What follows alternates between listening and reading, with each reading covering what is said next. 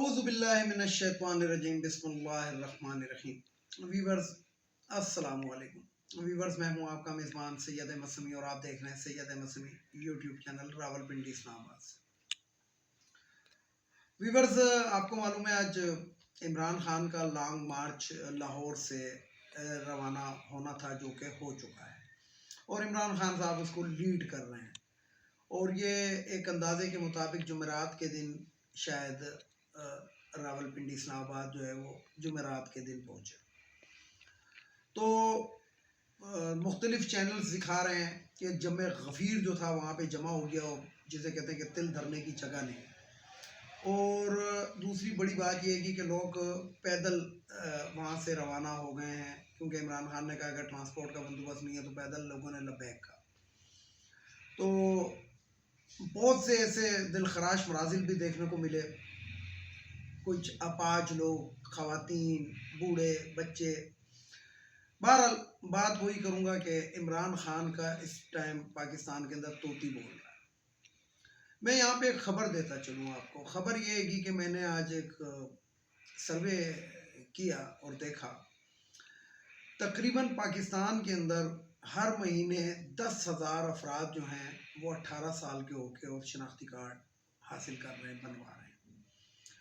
तो ये इस इम्पोर्टेड हुकूमत के लिए बहुत बुरी खबर इसलिए है कि जितना भी नौजवान है वो इमरान खान के साथ खड़ा है और इमरान खान को लाइक करता है और इमरान खान के बयानी की तस्दीक करता है।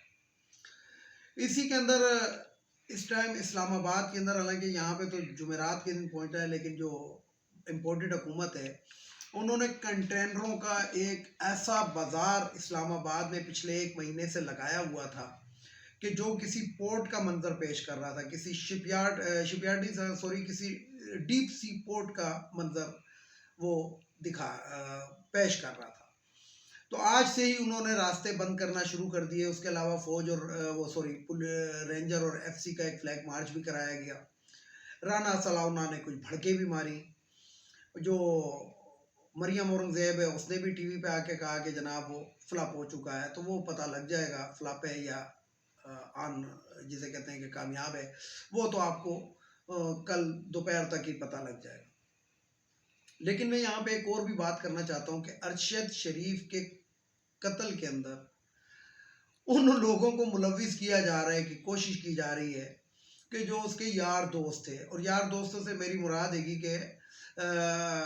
जो लोग जो थे जिनके लिए वो बोलता था, तो उनको मुलविस करने की कोशिश की जा रही है। हालांकि पाकिस्तान के अंदर अगर बच्चे बच्चे से पूछें तो वो यही कहेंगे कि देखें, अरशद शरीफ के लिए जो आपने एक वो बनाया है, एक कमेटी बनाई है, या एक इन्वेस्टिगेशन के लिए जो एक सेल बनाया है, एक काबीना बनाई है, या आप ये समझ लें कि एक ग्रुप बनाया है कि जो उसके ऊपर इन्वेस्टिगेशन करेगा, उसके अंदर ये बताएं कि कौन से लोग शामिल हैं।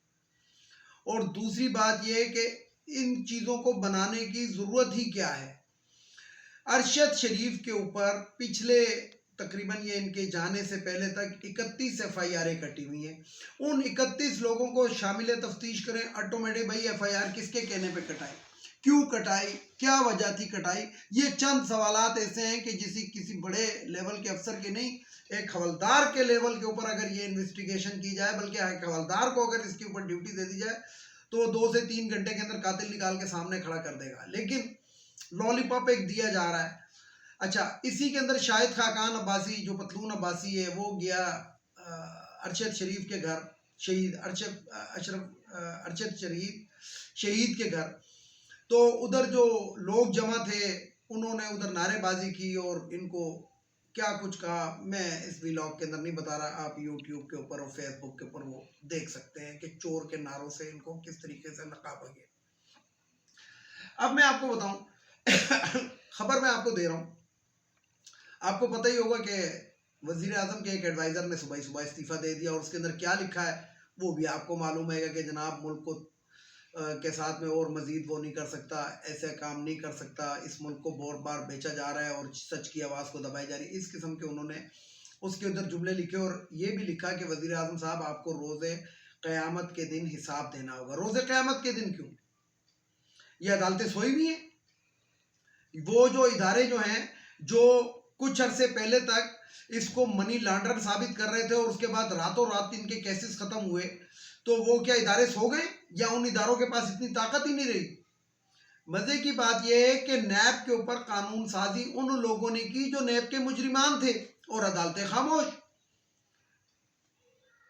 जब इमरान खान की काबीना के स्पीकर ने रोलिंग दी थी तो उस वक्त अदालतें रात को लग गई थी। इसी तरीके से DGISPR और DGISI ने जो एक प्रेस कॉन्फ्रेंस की अपने पालक किस्म के सहाफियों के साथ, यानी कि वो कोई प्री प्लान्ड नहीं थी कि अगर उनको बुलाया जाए, मतलब ओपन किया जाता है, अखबार में इश्तिहार दिया जाता है कोई, क्योंकि इतनी इंपॉर्टेंट प्रेस कॉन्फ्रेंस थी, अखबार में इश्तिहार नहीं तो कम से कम किसी चैनल पे चला दिया जाता कि जनाब इतनी इंपॉर्टेंट प्रेस कॉन्फ्रेंस है और तमाम को मदऊ किया जाता है। लेकिन नहीं, नॉमिनेटेड सहाफ़ी और प्लांटेड क्वेश्चन उनको दिए गए और उन्होंने वही सवालात किए। लेकिन देखने की बात यह, अगर गौर से देखें तो एयर कंडीशन कमरे के अंदर पसीने क्यों छूटे हुए थे ये कोई नहीं बता रहा कि जनाब ये जो दोनों हजरात को जो पसीने छूटे हुए वो क्यों। ये कहते हैं कि जनाब मैं इमरान खान जो था वो रातों को हमसे मिलता रहा। भाई आप क्यों मिलते थे? आप ना मिलते अगर इमरान खान गद्दार है। आप क्यों मिलते थे? क्यों हेलीकॉप्टर जो थे बनी गाला के अंदर रात के अंधेरे में लैंडिंग करते थे? इसका मतलब है कि मिलने तो आप जाते थे। बहुत अच्छी हुकूमत चल रही थी और इमरान खान पिट पिट के थक गया कि देखें आप नहीं समझ रहे, दुनिया में महंगाई आई है, मैं फिर भी पाकिस्तान के अंदर अपनी आवाम को रिलीफ दे रहा हूँ, अपने कुछ ऐसे मंसूबे काट काट के दे रहा हूँ। लेकिन इन लोगों ने रिज्यूम चेंज ऑपरेशन का हिस्सा बने क्योंकि अमेरिका से इन्होंने डॉलर लिए हुए थे। और जो ही DGISI साहब चेंज हुए उसके बाद जनाब PDM के अंदर ऐसी हवा भरी कि आप देख लें कि पाकिस्तान के ऊपर चोर उचक्कों को वो कर दिया गया, मुसल्लत कर दिया गया आवाम। यानी कि इन्होंने पाकिस्तान के साथ, मैं नहीं समझ सकता, मैं बार बार ये कहता हूँ कि पाकिस्तान के साथ, पाकिस्तान के अवाम के साथ कौन सा बदला लिया है। जो भी रिज्यूम चेंज के ऑपरेशन के अंदर शामिल था, अदालतें थी, मुक्तदर हल्के थे, ताकतवर लोग थे, जो भी थे, लेकिन पाकिस्तान के अवाम से इन्होंने बदला लिया और पाकिस्तान के साथ पता नहीं कौन सी गद्दारी की, बल्कि गद्दारी का लफ्ज बहुत छोटा है। तो बात यह है कि मैंने कल अपने एक व्लॉग के अंदर कहा था कि ये उस वक्त से शुरू हो चुका है कि जब एक 1948 के अंदर एक एम्बुलेंस के अंदर पेट्रोल कम था। कायद-ए-आज़म मोहम्मद अली जिन्ना की एम्बुलेंस में पेट्रोल ही नहीं था। यानी कि गवर्नर जनरल ऑफ पाकिस्तान की गाड़ी में पेट्रोल नहीं था। How it possible? ये वहां से ये चीज शुरू हो चुकी है। लियाकत अली खान, उसके बाद जुल्फकार अली भुट्टो, उसके बाद जनाब मोहतरमा बेनज़ीर भुट्टो, इमरान खान के ऊपर भी कितने थ्रेट्स हैं। लेकिन मसला ये है कि अब गेम हाथ से निकल चुका है और ऐसा निकल चुका है कि अब सारे के सारे इस चीज को पछता रहे हैं। यानी कि मैं आपको बताऊं कि मैंने चोरी अगर नहीं की तो मैं टीवी पे आके क्यों कहूं कि भाई मैंने चोरी नहीं की। आप खुद आके टीवी के ऊपर कह रहे हैं कि हमसे गलती हो सकती है लेकिन हम गद्दार नहीं है। ओ भाई, गलती क्यों हुई? और अगर गलती हो गई थी तो उस गलती का सद्देबाब फौरन क्यों नहीं किया गया? इमरान खान की कोई डिमांड नहीं है, उसकी डिमांड है कि फेयर इलेक्शन करा दो, बस। इसके अलावा वो ये नहीं कहता मुझे वजीर आजम बना दो। जबकि इसके मुकाबले के अंदर एक लॉन्ग मार्च हुआ था जो अदलिया बहाली के लिए। उस वक्त ये जस्टिस डोगर साहब जो थे वो ये नवाज शरीफ को और शहबाज शरीफ को नाअहल करार दे चुके थे ताहयात। लेकिन उस वक्त नवाज शरीफ ने कहा कि मैंने वजीर आजम नहीं बनना, लेकिन उसके बाद थूक के चाट भी लिया। और वो सिर्फ और सिर्फ किस चीज की जंग थी कि इफ्तिखार चौधरी को बहाल करा के उन्होंने अपना केस खत्म कराया। और यही अब हुआ। मुझे वो ताकतवर लोग जो प्रेस कॉन्फ्रेंस में बैठ के कहते हैं कि हम गद्दार नहीं है, वो सिर्फ ये बताएं कि जो NRO 2 है, ये जो अदालतों से इस स्पीड के साथ इन इम्पोर्टेंट्स के लिए फैसले आए, शहबाज शरीफ के लिए आया, हमजा के लिए आया, मरियम के लिए आया, ये किस जो स्पीड से ये फैसले आए, नैब तरामीम हुई, FIA तरामीम हुई और ये जितने भी केसेस ख़त्म हुए, ये आखिर किस तरीके से हुए? NRO 2 आपने किस तरीके से इनको दिया, ये तो कम से कम आपको बताना चाहिए ना। अगर आपसे गलती हुई है तो गलती का आप बताएं कि हाँ जी ये गलती हो गई है हमसे, हमने NRO 2 दे दिया है। मरियम नवाज की बकायदा ऑडियो मौजूद है कि अगर आपने हमें इन केसेस से रिलीज नहीं किया तो हम आपकी वीडियोस जो हैं वो ऑन एयर कर देंगे। उसके बाद देखें कि मरियम सफदर साहिबा क्या क्या फरमाती रही, मौलाना फजलुर रहमान क्या क्या कहता रहा, सब लोग जो है क्या क्या कहते रहे, लेकिन इधर कान पे जूं तक नहीं रेंगी गई। यानी कि एक तरफ आपको खलाई मखलूक और क्या क्या कहा गया, तो आपके लिए वो आपने ये सोचा कि जनाब किसी को गाली दो तो 10 गुनाह माफ़ हो जाते हैं, तो हमारे गुनाह माफ़ हो रहे हैं।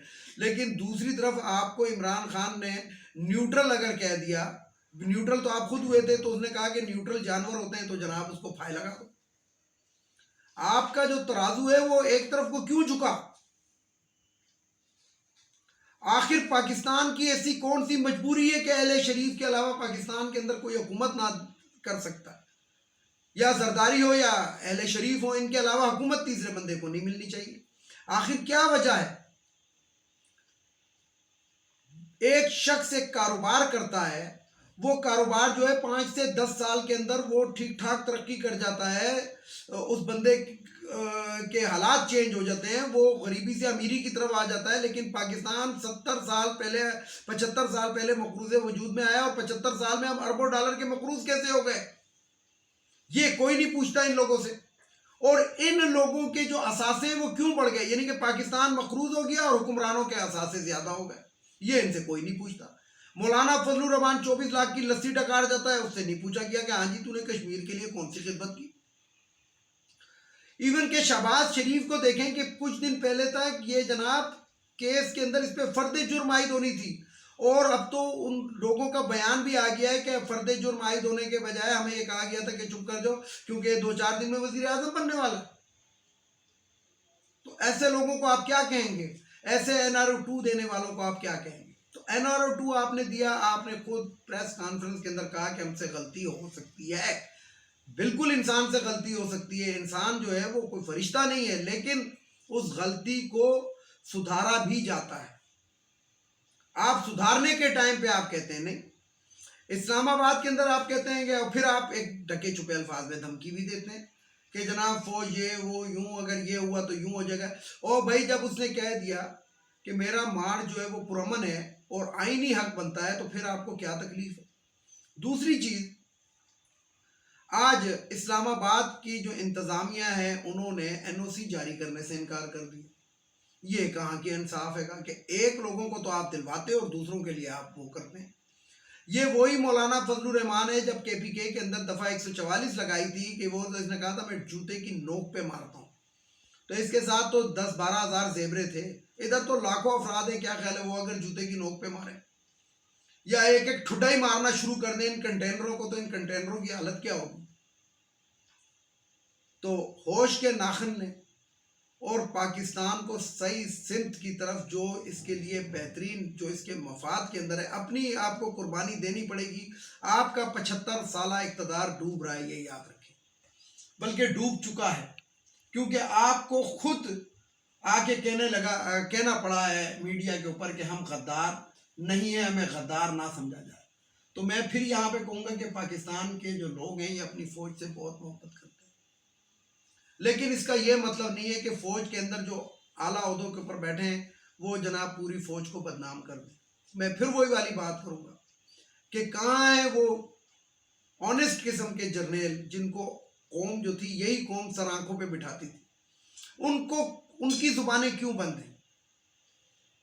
इससे ज्यादा मैं क्या कह सकता हूं? अदालत ने, सुप्रीम कोर्ट ऑफ पाकिस्तान ने 4 जजेस ने फैसला दिया है कि ये उसका जमहूरिया के एक जज साहब जो है उन्होंने नहीं दिया, तो ठीक है, इख्तलाफ किया जा सकता है। लेकिन जब जजेस ने फैसला दे दिया तो आप ये बताएं कि इंतजामिया को क्यों बीच में लेकर आ रहे? पुरअमन एहतजाज के लिए आपने अगर 30,000 आंसू गैस के शेल मंगाए हैं तो क्यों मंगाए? ये इनसे कोई नहीं पूछ सकता। 25 मई को आपने जुल्म किया तो क्यों किया? ये इनसे कोई नहीं पूछ सकता। ना कोई FIR कटी, ना किसी अदालत ने इनको बुलाया। तो बात यह है कि इस टाइम पाकिस्तान के ऊपर मुजरिमों का राज है और उनके साथ गद्दारों का राज है, और जो उनके सपोर्टर है, देखिए जी, दोस्त का दोस्त दोस्त होता है और दोस्त का दुश्मन जो होता है वो दुश्मन ही होता है। तो हम तो यही समझेंगे कि जो पाकिस्तान के बेहतरीन मफाद में नहीं है तो इसका मतलब कि वो पाकिस्तान के मफाद में नहीं है तो वो पाकिस्तान का दुश्मन है। वीडियो को लाइक करें, शेयर करें, सब्सक्राइब करें, बेल आइकन के बटन को ज़रूर दबाएं ताकि मेरी नेक्स्ट वीडियो आपको मिल सके। इसके साथ ही इजाज़त चाहता हूँ तमाम देखने वाले सुनने वालों को। अल्लाह हाफिज़। और आखिर में वही नारा, पाकिस्तान जिंदाबाद।